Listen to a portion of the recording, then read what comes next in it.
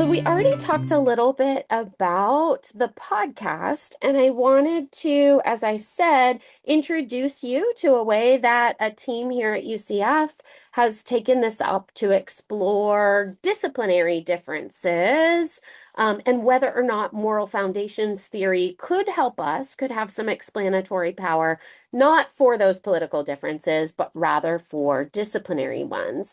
And so we've already talked a little bit about those five foundations espoused in moral foundations theory.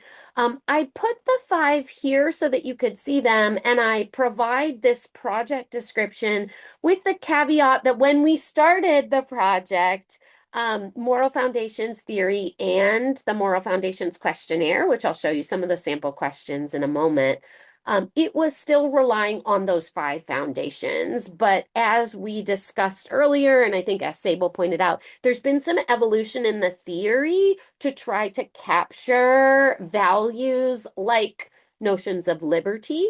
And so this isn't necessarily the only version of the foundations that you'll see, but this was the version that was circulating when we began this project back in 2020, maybe.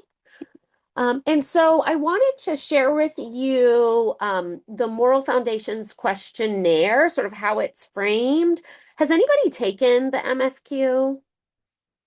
Sometimes you'll do it as part of a course, or you can follow it. It's publicly available on I think the site is like knowyourmorals.org, and that's where some of this public data collection is happening. So I think you can read there as to whether if you take the instrument that's available there, as to whether or not your data will be included in some of these studies that they're reporting on.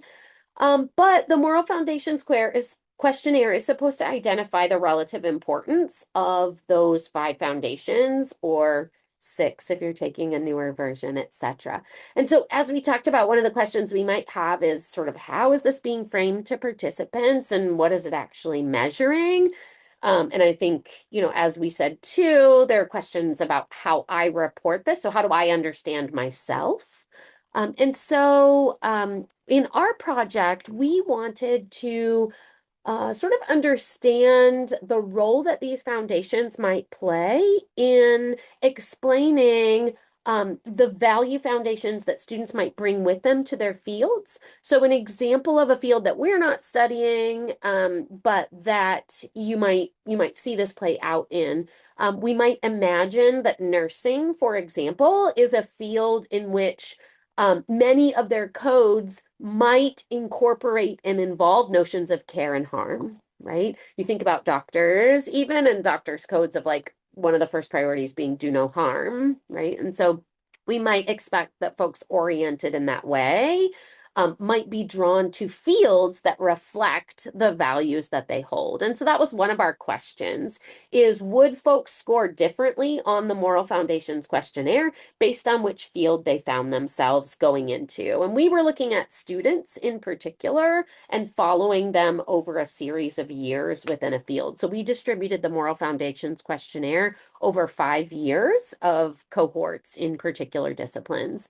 As you can see there, people, whether it's students in our study or if you just go online to take the questionnaire, you're asked some questions like this. So when you decide whether something is right or wrong, to what extent are the following considerations relevant? And then you're asked to rate how relevant something is. And so one of those questions might be like whether somebody gets hurt, right? And so you're trying to decide, well, how important is that to me in that situation? Is it really important to me? Is it not really important to me? There are other things I care about more, etc.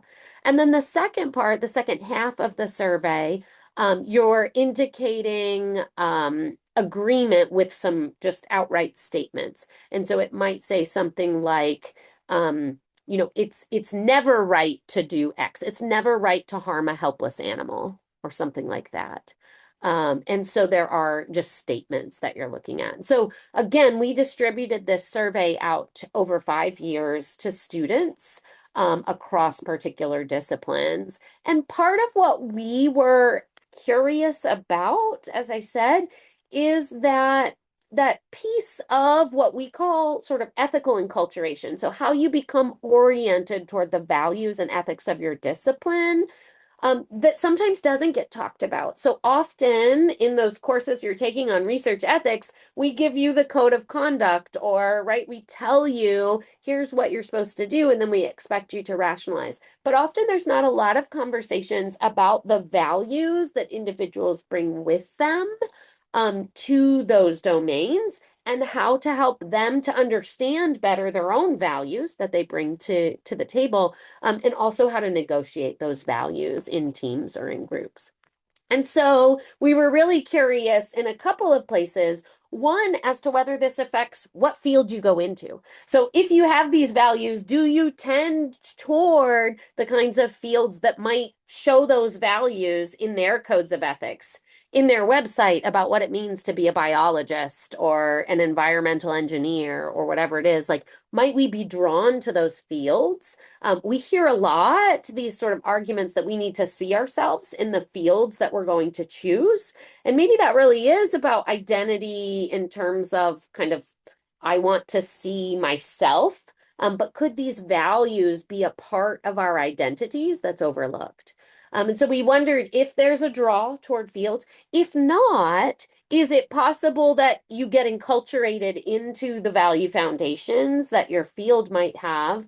And if you're too far off from the values of your field, might you not be retained in that field? Is it not just about, sort of academic prowess in particular fields that are known for, needing a certain level of math, but is there sort of a potential for value incompatibility? And so these are some of the questions we were interested in considering. And so we took an approach that was rather quite large. This is an NSF funded study. Again, it happened over a 6-year period. But that foundations piece is where we were distributing the Moral Foundations questionnaire and asking students about their values, and then also asking them about what field they were in, some of those other questions that might comprise the demographic components for us. In addition to that, we wondered again about whether this could also help us to understand those codes of ethics, or what we called frameworks. So we used foundations to describe those implicit values or individual values, and then frameworks to describe that explicit content. So we were talking earlier about that implicit, explicit. So what are you being told in your discipline? What do the codes of ethics in your field take up? And could we also use these value foundations to try to describe what fields seem to suggest or communicate that they value? And so there's a great Moral Foundations dictionary that's also been crowdsourced about the language associated with each of these value foundations that you can then apply to do some corpus linguistic methods and to really analyze those particular codes and what they might tell us about what those disciplines value. And then we spent time thinking about the intersections of those, and the ways that we thought we could best understand them was to really talk with people. So we had, over the course of 2 years, interviews with the same participants, both individual interviews with us and then small group interviews with peers that might help to elucidate similarities and differences across fields. We also did a really fun project in thinking with participants about the Moral Foundations questionnaire and having them talk to us, those examples that they might be drawing on as they're answering those questions for the MFQ, to sort of help us expand our understanding of what folks are drawing on. And then, of course, we're in this space right now of doing all the analysis. So we're at the end of this grant project, and really thinking about, again, what all of this data can tell us about where and how and why these values might show up within disciplines, how they might hold, similar values to other folks in their field, which fields might it not matter if you share values with others because there are other ways that you goal set together, and which ones where it might be really imperative and important that you share the values if you hope to stay in that discipline and be retained. So this was again a really fun project for me to be a part of as a communications person. And so I open it up. We'll continue the recording for the next couple minutes. But if you have any questions that you want to pose about that project, I would also invite you, if you think of a way that moral foundations theory might be useful to you as you think about doing your work, as you think about talking to others, I would invite you. As I said, I'm not a moral foundations theorist, but I found this to be really useful. And again, we heard in that podcast this kind of explanatory power that this theory might have. And so I invite you, if this might have explanatory power in a space that you work in, to share that.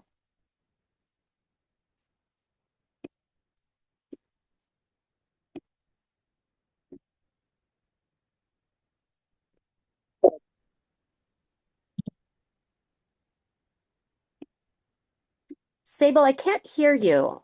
I can see your video, but you're unmuted, but it's not picking you up.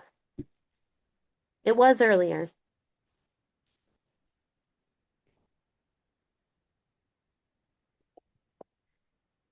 Yeah, well, I'd have to like look at the slides and stuff more to like map exactly how I think is relevant. But I do think that in my field of environmental science, perhaps more. Oh, I'm sorry.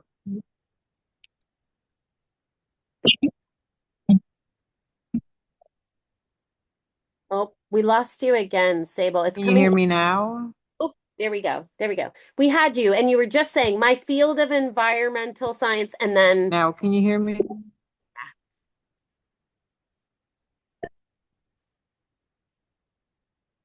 All right. Yeah, sorry, I'm using my phone because the camera on my laptop is broken. Oh yeah, but I was just gonna say that in my field of environmental science, I think maybe I mean I haven't really done research into it, but I feel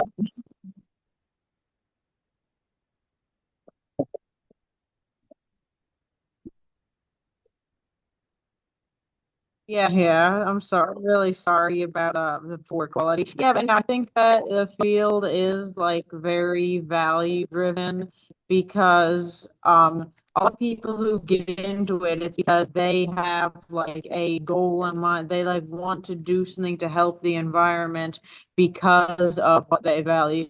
So I feel like for me, especially, like that's why I chose environmental science compared to like, because I have a lot of interests, and that's why I really chose environmental science as opposed to some of my more like other interests, is because I want to do something that like aligns with my values and contribute to something I value. Where like I really love like linguistics and history, for example, do something that aligns with my values the way that environmental science does. yeah, I think that's such a good example. And I wonder too, we haven't talked at all in this conversation about the ways that sort of generational differences might also shape responses to this.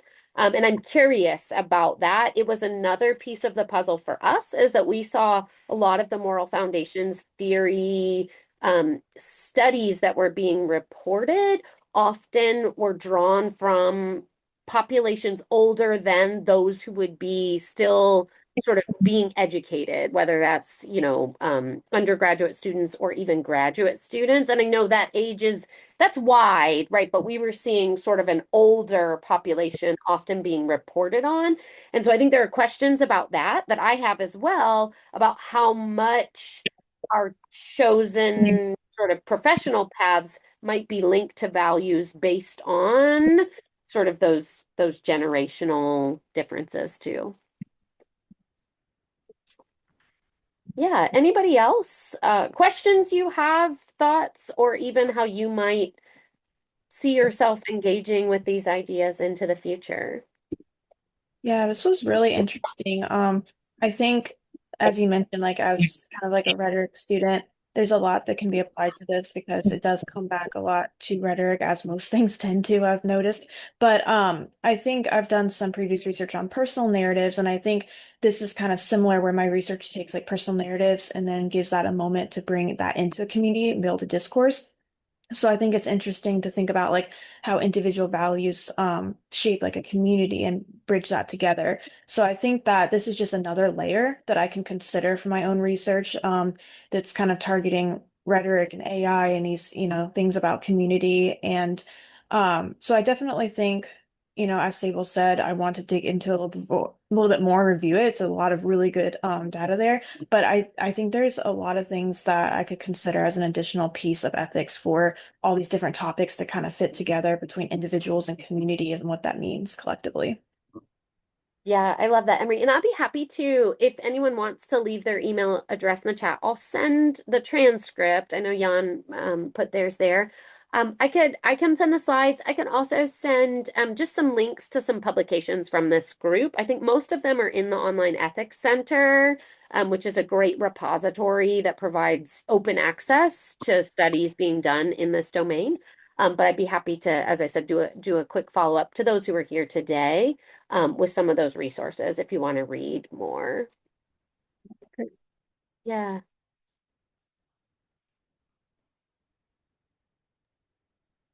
Yeah, I guess I had a number of thoughts that came up. I'm trying to remember what they all were.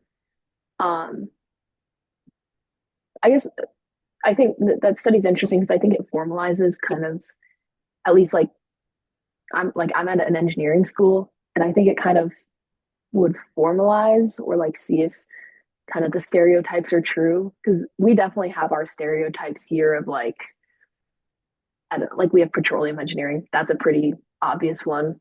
It's like oh like like moral sellouts and like for the money. Like that. I mean, it's kind of harsh, but like you have like stereotypes like that about like petroleum, and then about like mechanical engineers who just go work at Lockheed, and like there's all and like every major has these kind of like stereotypes for like what types of professions they go into, and like, if you're an environmental engineer, like yeah, you're probably like would apparently have like opposing values to like a petroleum engineer.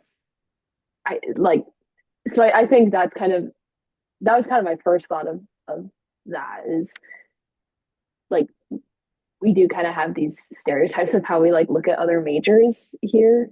And I think they're pretty like well shared among like at least the mines community.